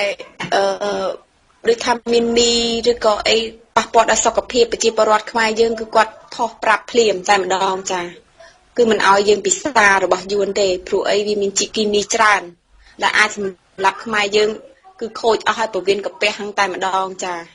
ឡូវអ្វីដែលយើងដឹងថានៅក្នុងទីក្រុងភ្នំពេញយើងហ្នឹងហាងកាហ្វេយួនហាងកាទៀវយួន ហើយស៊ីមកាតយួនអីទាំងអស់នោះតើដំណើរការរបស់គេហ្នឹងវាមានការដំណើរការធម្មតាឬមួយក៏មានការធ្លាក់ចុះចាមានការធ្លាក់ចុះសម្បីតែស៊ីមកាតហ្នឹងក៏អ្នកខ្លះគឺអត់បើសិនជាខ្ញុំវិញគឺអត់សោះសម្បីតែការញ៉ាំនៅតាមដងផ្លូវធ្លាប់តែយើងកាលមុនយើងអត់ដែរដឹងថាខ្ញុំមិនដែរដឹងថាម៉េចតែឥឡូវសម្បីតែរបស់យួនលក់នំបញ្ចុកអីឆ្ងាញ់តែប៉ុន្មានក៏នាងខ្ញុំអត់ចូលដែរគឺដើរចេញតែម្ដងទិញជួយទិញខ្មែរឯងគ្នាឯងចាហើយធ្វើម៉េចដែលបងអូនអាចដឹងទៅបើគេហៅថានៅតំបន់ចិត្តយើងដឹងនៅតំបន់នៅផ្សារផ្សេងឆ្ងាយប្រទេសធ្វើម៉េចនៅតែហាងយួននឹងជាយួនលក់ធ្វើម៉េចយើងដឹងចានាងខ្ញុំជាកូនខ្មែរអញ្ចឹងខ្ញុំនៅភ្នំពេញយូរហើយតែពេលអញ្ចឹងទៅខ្មែរយើងចេញមកដឹងថាខ្មែរតែម្ដងតែពេលយួនចេញមកគឺចរិតខុសពីខ្មែរយើងដាច់តែម្ដងចានឹងយើងអាចដឹងឥឡូវបើយើងថាយើងមិនចង់ប្រើផលិតផលយួនតែបងអូនគួរមានយោបល់យ៉ាងម៉េចថាដើម្បីមិនប្រើរបស់មួយតើតែយើងផលិតរបស់មួយចំនួនមិនអញ្ចឹងហ៎ចាឥឡូវបានឃើញតំណែងខ្មែរយើងដែលធ្វើនៅក្នុងស្រុកហ្នឹងដូចជាមានតំណែងស្អីខ្លះទៅការហូបចុករបស់ប្រើប្រាស់អីដែលខ្មែរយើងធ្វើបានហ្នឹងបងអាចច្រាយរាប់បានខ្លះដែរទេចានាងខ្ញុំឃើញដូចជាទឹកត្រីទឹកស៊ីអ៊ីវដូចជាប្រេងខ្យងក៏មានដែរចាគឺខ្មែរយើងផលិតបានច្រើនណាស់ឥឡូវហ្នឹងគឺគាត់បានផ្សព្វផ្សាយក្នុងតាមបណ្ដា Facebook នានាអីគឺគាត់ពេលអញ្ចឹងទៅមានខ្មែរយើងបងប្អូនយើងគ្រប់គ្រងមែនតែនហើយជូនពរឲ្យគាត់លក់ដាច់ហើយឲ្យខ្មែរយើងគ្រប់គ្រងខ្មែរគ្នាឯងជួយទិញរបស់ខ្មែរយើងចាបានច្រើនកុំទិញរបស់គេឲ្យយើងជួយលើកវិស័យនៅក្នុងសេដ្ឋកិច្ចរបស់ខ្មែរយើងទាំងអស់គ្នាមិនថាទាំងបន្លែប្លុកអីទាំងអស់គឺឲ្យជួយទិញរបស់ខ្មែរយើងចាយើងមើលដូចជាស្រុកយើងមានអំបិលនៅខេត្តកពតមានអំបិលមិនជាពិបាកអីទេគាត់រលាងអីមកឲ្យដាក់ថង់ទៅយើងដាក់ទីផ្សារលក់បានលុយអញ្ចឹងណាចាដូចគួនហ្នឹងបន្លែដាំមកកាត់មកយើងលក់បានលុយហើយមើលទៅដូចមិនចាំបាច់ថាដឹកពីយួនមកអីទេបន្លែអីអញ្ចឹងហើយត្រីងៀតអីអញ្ចឹងយើងគាត់ថាហាលស្ងួតទៅដឹកបានមកបានលុយយើងមានន័យថាបើសិនជាយើងនិយាយទៅពីដើមឡើយភាគច្រើនយួនគេនាំតំណែងមកទីផ្សារនៅស្រុកខ្មែរយើងគឺទីផ្សាររបស់យួនហើយអញ្ចឹងឥឡូវហ្នឹងយើងចង់យកអាទីផ្សារយួនអស់មកទីផ្សារខ្មែរវិញមានន័យថាថ្ងៃក្រោយប្រជាពលរដ្ឋខ្មែរយើងមានទឹកត្រីស៊ីអ៊ីវអំបិលមានបន្លែមានត្រីងៀតត្រីឆ្អើអីហ្នឹងប្រហុកអីអញ្ចឹងផ្លែឈើថ្ងៃក្រោយគាត់នឹងខ្លាយទៅជាតកែវិញហើយចានឹងឯងខ្ញុំสนំពរតែប៉ុណ្្នេះទេគឺអញ្ញាធរគាត់កុំឃើញខ្មែរយើងរឹតបន្តឹងតែខ្មែរតែពេលយួនចូលមកគាត់ចង់ធ្វើអីគេឲ្យលុយតិចតួចយើងរឹតបន្តឹងធ្វើបាបខ្មែរគ្នាឯងអ្នកខ្លះគឺនាងខ្ញុំឃើញនឹងភ្នែកតែម្ដងឲ្យតែឮថាខ្មែរគ្នាឯងគឺគាត់រឹតបន្តឹងទារប្រាក់កម្រៃច្រើនហើយគាត់លក់បានប្រមាណសូម្បីតែបន្លែហ្នឹងតែពេលយួនយកបោះចូលនាំមកសេរីតែម្ដងចាគឺអយុត្តិធម៌សម្រាប់កូនខ្មែរណាខ្ញុំមើលឃើញតាមច្រកព្រំដែនដែលនាំចូលផលិតផលយួនមកខ្មែរតែម្ដងអាហ្នឹងហើយគឺយើងចង់លុបបំបាត់អញ្ចឹងហើយបានកូនខ្មែរយើងពិបាកនឹងរស់ស៊ីចា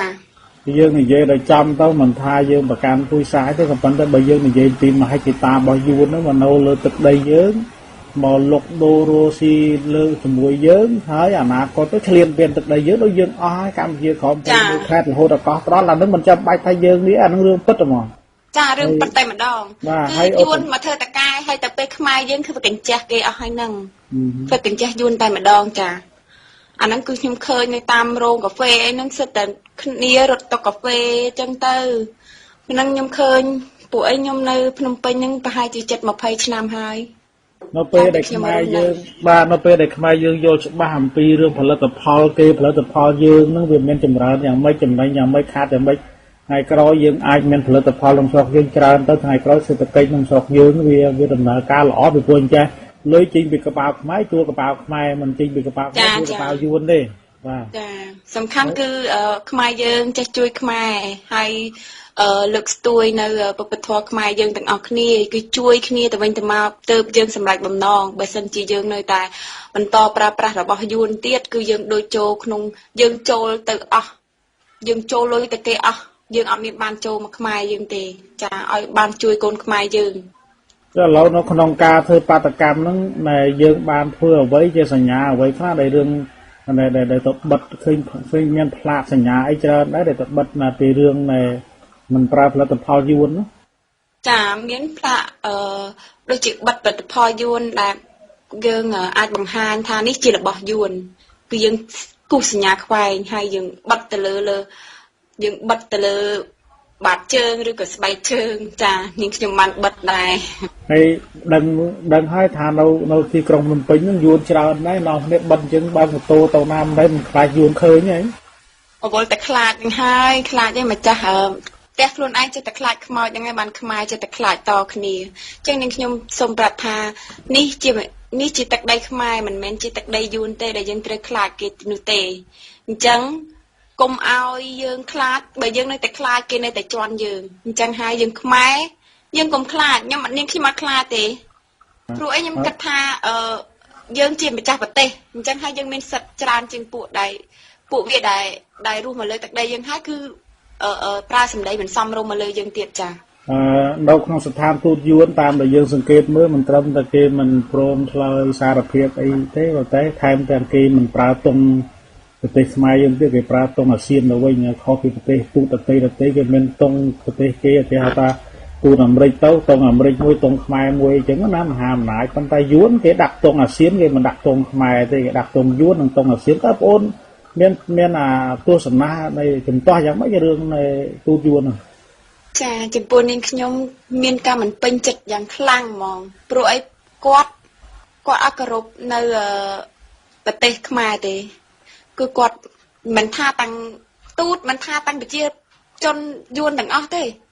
គឺគាត់មានសម្ដីមកគាត់អាងកាងតែម្ដងគាត់ថាអាងមានអ្នកនៅពីក្រោយគាត់តែម្ដងរឿងនេះបើសិនជាយើងនិយាយពីផ្លូវទូតរដ្ឋាភិបាលខ្មែរអាចហៅទូតយួនមកនិយាយគ្នាពីរឿងតុងនឹងបានដែរមិនគួរនៅស្ងៀមទេវាអត់ត្រឹមត្រូវណាចាតែបន្តទៅទៀតតើបងអូនយល់ឃើញយ៉ាងម៉េចក៏ដូចជាមានទស្សនៈយ៉ាងម៉េចចំពោះការចូលរួមនៅសភារវាងគណៈបក្សសង្គ្រោះជាតិនិងគណៈបក្សប្រជាជនតើអូនចង់ឲ្យការចូលរួមរបស់បក្សទាំងពីរនោះក្នុងការដឹកនាំប្រជាពលរដ្ឋក្នុងការជួយដោះស្រាយនៅបញ្ហាអ្វីខ្លះសម្រាប់ប្រជាពលរដ្ឋខ្មែរយើងចានាងខ្ញុំនឹងសង្ឃឹមថាគណៈបក្សសង្គ្រោះជាតិដែលនាងខ្ញុំគ្រប់គ្រងមិនមែនខ្ញុំស្រឡាញ់ឬក៏កាប់មុខទេប៉ុន្តែខ្ញុំស្រឡាញ់គោលនយោបាយរបស់គាត់ហើយខ្ញុំសង្ឃឹមថាពេលដែលគាត់ចូលទៅក្នុងសភាឬក៏ចូលចាប់ដៃគ្នាដើម្បីប្រទេសជាតិហើយក៏សូមគាត់មើលប្រជាពលរដ្ឋខ្មែរយើងដែលកំពុងតែរងគ្រោះនៅបញ្ហាដីធ្លីក៏ដូចជាបញ្ហាផ្ទះសម្បែងរបស់គាត់ដែលគេយករបស់គាត់ចាហើយនឹងប្រព័ន្ធតុលាការដែលមិនយុត្តិធម៌គឺអយុត្តិធម៌សម្រាប់ពួកគាត់គឺសូមឲ្យមេបកគាត់ជួយដោះស្រាយឲ្យប្រជាពលរដ្ឋផងព្រោះអីគាត់ក្រហើយអត់ណាស់គឺគាត់លំបាកមែនតើនាងខ្ញុំសឹងតែស្រក់ទឹកភ្នែកនាងខ្ញុំគ្មានអ្វីជួយនាងខ្ញុំបានត្រឹមតែសម្លឹងមើលពួកគាត់គឺនាងខ្ញុំមានអារម្មណ៍ថាជួយចាប់ណាស់អញ្ចឹងខ្ញុំសង្ឃឹមនឹងមុតមមថាមេបកគាត់ដែលនាងខ្ញុំគ្រប់គ្រងគឺគាត់ធ្វើដើម្បីខ្មែរពិតប្រាកដនាងខ្ញុំនឹងជឿជាក់ហើយនាងខ្ញុំនៅតែគ្រប់គ្រងដដែលចាជាចុងក្រោយមុននឹងបញ្ចប់នោះតើអូនស្រីមានអ្វីដែលចង់សំណូមពរទៅដល់ប្រជាពលរដ្ឋខ្មែរឬក៏ចង់និយាយផ្ដាំទៅបងប្អូនខ្មែរយើងនៅជុំវិញពិភពលោកក៏ដូចជានៅកម្ពុជាក្រោមនេះទេចានាងខ្ញុំមិនស្គាល់ទឹកដីកម្ពុជាក្រោមនាងខ្ញុំមិនដែរទៅដល់ទេប៉ុន្តែនាងខ្ញុំគិតថានាងខ្ញុំតែងតែស្ដាប់បទកម្ពុជាក្រោមរបស់បងស្រីទូចស្រីនិចហើយនាងខ្ញុំក៏បានចេះបងស្រីហើយនាងខ្ញុំស្រឡាញ់មែនតើហើយសូមផ្ដាំផ្ញើទៅបងប្អូនកម្ពុជាក្រោមយើងឲ្យចេះតស៊ូយើងរួមគ្នាទាំងអស់គ្នា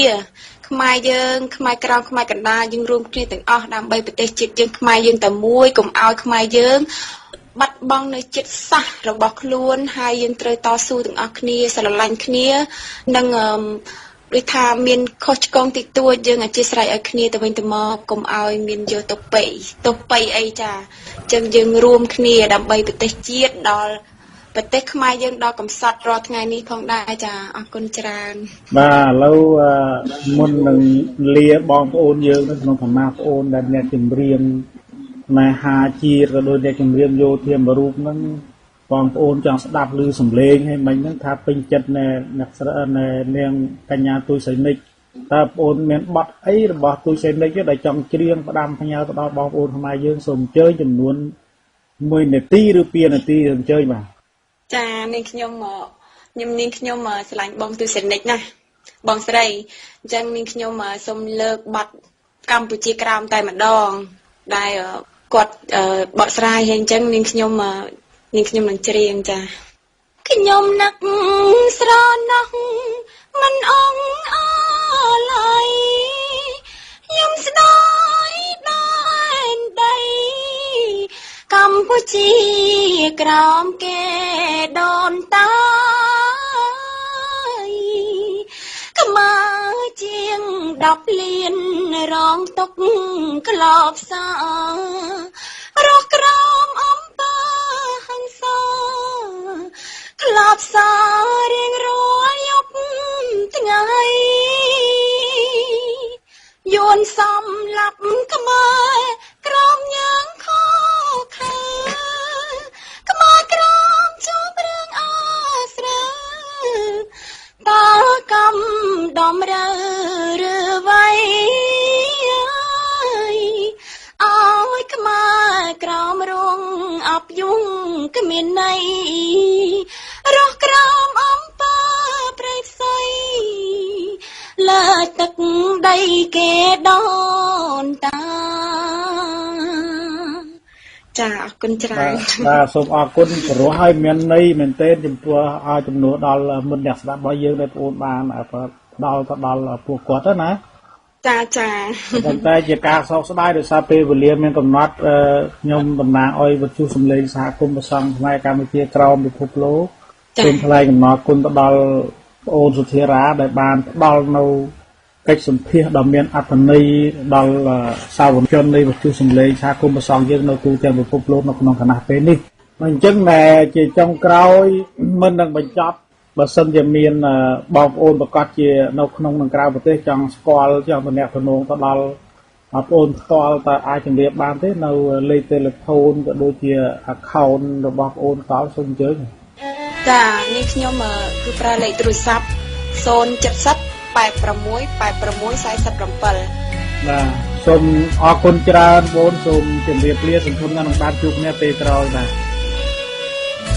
មិននឹកស្មានសងថាដៃកង់ដៃគេដូនតាវាលស្រូវវាលស្រែចំការចិនដាធ្លាប់ស្ម័គ្រអាស្រ័យឥឡូវបាត់រូបបាត់ឈ្មោះពីរួអាឡ័យអូកង់ឈ្មោះយន់ដាំងថ្មីក្បាលឲ្យរូបស្រីចំ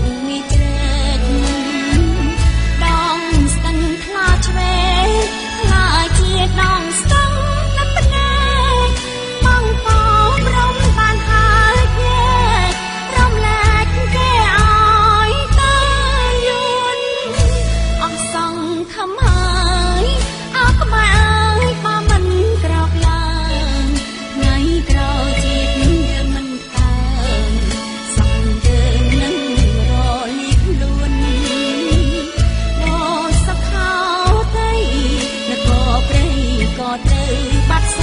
នរំលាយខ្លាចជាសៀមយួនខ្លាចជាជួនខ្លាចរឿងចាស់ចាស់ក្នុងនាមបុគ្គលិកស្ម័គ្រចិត្តនៃវិទ្យុសំឡេងសហគមន៍ព្រះសង្ឃខ្មែរកម្ពុជាក្រោមពិភពលោកនេះខ្ញុំតែនរមនីសូមថ្លែងអំណរគុណយ៉ាងជ្រាលជ្រៅចំពោះការយកចិត្តទុកដាក់តាមដានស្ដាប់កម្មវិធីផ្សាយរបស់យើងតាំងពីដើមរហូតមកហើយមុននឹងជម្រាបលានៅថ្ងៃនេះខ្ញុំសូមបញ្ជាក់ថាវិទ្យុសំឡេងសហគមន៍ព្រះសង្ឃខ្មែរកម្ពុជាក្រោមពិភពលោកគឺជាវិទ្យុរបស់ព្រះសង្ឃខ្មែរកម្ពុជាក្រោមនៅជុំវិញពិភពលោកចា៎លោកអ្នកនាងមិត្តអ្នកស្ដាប់ជាទីមេត្រីមុននឹងបាយគ្នាគ្រានេះខ្ញុំសូមប្រសិទ្ធពរជ័យសូមឲ្យប្រិយមិត្តនិងលោកអ្នកនាងអ្នកស្ដាប់ទាំងអស់ព្រមទាំងក្រុមគ្រួសារបានជួបប្រសពតែសេចក្តីសុខកាយសប្បាយចិត្តគ្រប់ពេលវេលាកុំបីឃ្លៀងឃ្លាតឡើយសូមអរគុណនិងជម្រាបលា